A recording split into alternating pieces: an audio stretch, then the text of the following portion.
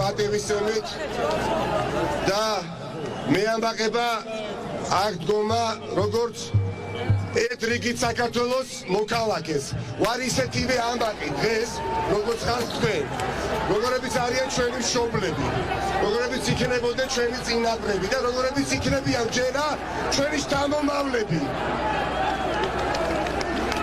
აქ ბევრი კითხვა ისმევა ეხლა პოლიტიკოსების მიმართაც, მაგრამ სანამ ვიტყოდი და გაგიზიარებთ ჩემს შეხედულებას, რა ნაბიჯები შეიძლება გადაიდგას, თავარს ვიტყვი თქვენ ისმევართ. ეს არის პროცესი, რომელიც ძალიანად არის დისტანცირებული პარტიული პოლიტიკისგან.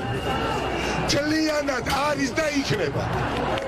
და ნებისმიერი ადამიანი, ჯგუფი, რომელიც მოიწადინებს, რომ ეს მოაქციოს პარტიული ინტერესის სფეროში, რა თქმა უნდა, ამის უფლებას არავინ არ მივცემთ. ეგზისტენციალური გამოწვევის წინაშე დავდექით. და რა უნდა გაკეთდეს? მე ვფიქრობ, ჩემო დედებო, მამებო და თანატოლებო.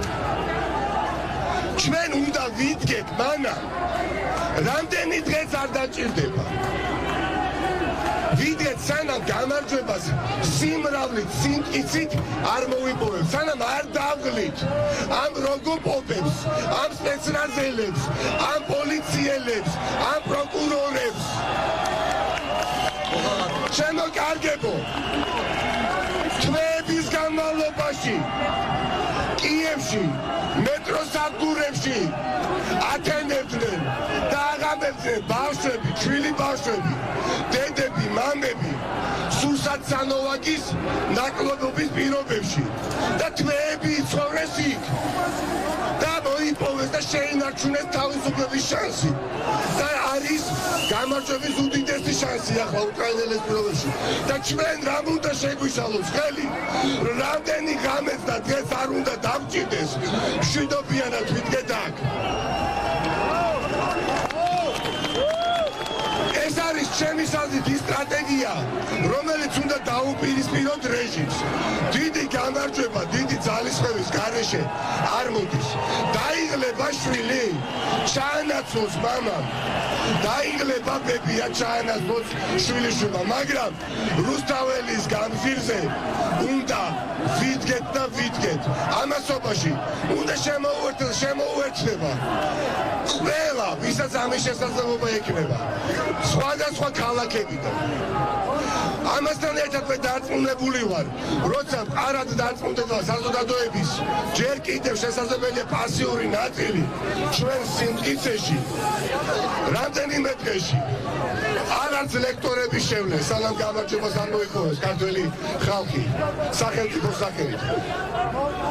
აუდიტორიებში აღარ პედაგოგების შევლენ საკლასო ოთახებში, სტუდენტებთან ერთად, სხვადასხვა პროფესიის წარმომადგენლებიც, ისინი აქ დადგებიან. ამასთან მე მიმაჩნია, ჩვენ უნდა ვისაუბროთ კოლეგებთან, პარლამენტის წევრებთან, ოპოზიციაც ვინც წარმოადგენს და დიდი მადლობა მათ, ვინც იბრძოლა ამ დღეების განმავლობაში და ყველა შესაძლებლობა მწირი, რომელიც მათ მიეცათ, გამოიყენეს. მაგრამ მე ხა იმპერატივად არ ვსაუბრობ, უბრალოდ მინდა ჩემი აზრი აქაც გაგიზიარო.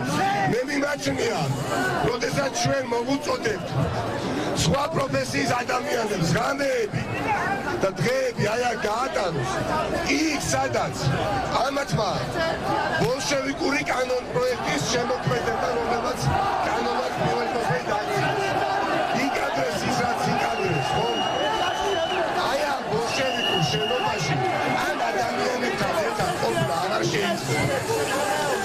მე მიმაჩნია, რომ ყველა უნდა დაინახოს, რომ ბრძოლა ახლა უალტერნატივა მხოლოდ და მხოლოდ რუსთაველის გამზირზე არის შესაძლებელი.